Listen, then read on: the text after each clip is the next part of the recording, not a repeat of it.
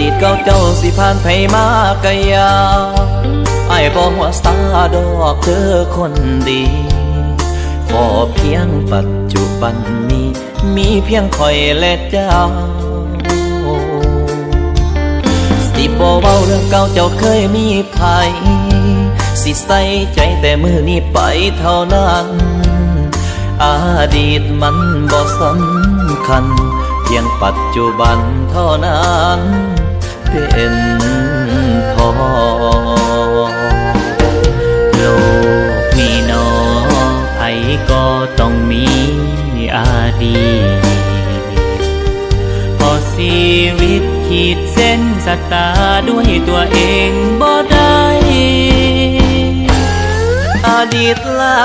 ยผ่านไผมาอายกับได้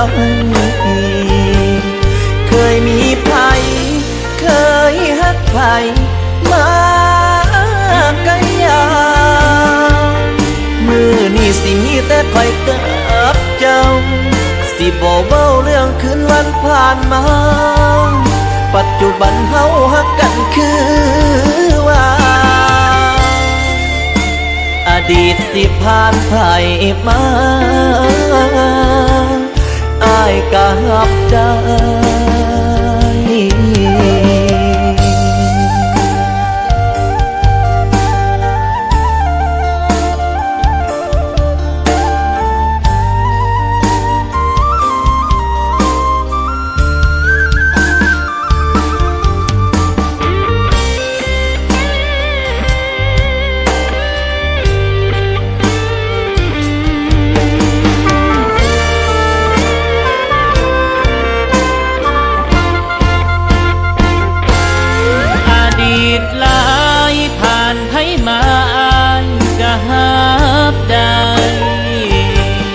เคยมีใคร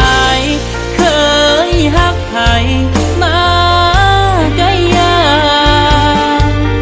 มือนี่สิมีแต่คอยกับเจ้า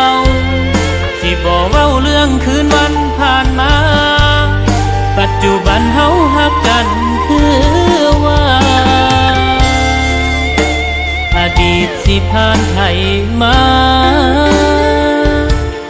อ้ายก็ฮับได้อดีตหลายผ่านไผมาอ้ายก็ฮับได้เคยมีไผเคยฮักไผมา